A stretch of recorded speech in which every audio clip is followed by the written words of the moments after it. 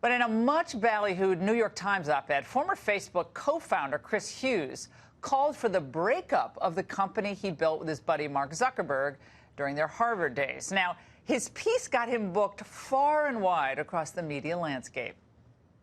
This is a monopoly. A market is frozen. There is no competition, and there's no accountability. The time is up. There have been too many scandals. There have been too many problems. It's up to government to come in, break up the company, and set this baseline of standards. Okay, who is Chris Hughes? He was the Harvard classmate of Zuckerberg, where, of course, they founded the social media giant Facebook. Now, he left the company over a decade ago with a small, very lucrative stake valued at roughly $850 million. That's about 1% of the company. Well, after he cashed out, though, Hughes volunteered for Barack Obama's 2008 presidential campaign. And then he used his newfound wealth to buy the notorious liberal New Republic magazine, inserting himself as editor. Tried to rehab that, revive that. Well, didn't work. Ended up selling that off a couple years later.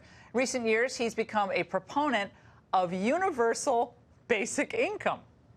Well, it's only when you know all of those liberal bona fides that Hughes has that you start to understand the real thinking behind his call to break up the social media giant. His main gripe is this, quote, "I'm disappointed in myself and early Facebook team for not thinking more about how the news feed algorithm could change our culture, influence elections, and, this is my favorite, empower nationalist leaders." Trump. Well, there it is. My guess is that if Hughes thought Facebook was amplifying the right voices, meaning the left voices, then there wouldn't be the need for this correction. Now, look, there are plenty of issues with Facebook. Privacy, monopoly of power, et cetera, all of which we've documented on this show. But to suggest that the movements around the globe and Europe and beyond, things like Brexit, the rise of Trump's economic policies, they're only popular because of Facebook is just ludicrous, completely missing the point. And at bottom, I think this is typical leftist snobbery. We don't like your ideas, so they can't be organic. It's kind of like the way they treated the Tea Party back in 2010. They called it all AstroTurf. It didn't matter. Well, the same thing happened with Trump's election.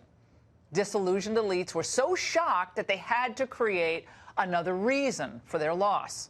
And in the end, well, the breakup of Facebook, might even be a good idea, but the reasons they're putting forth aren't that convincing.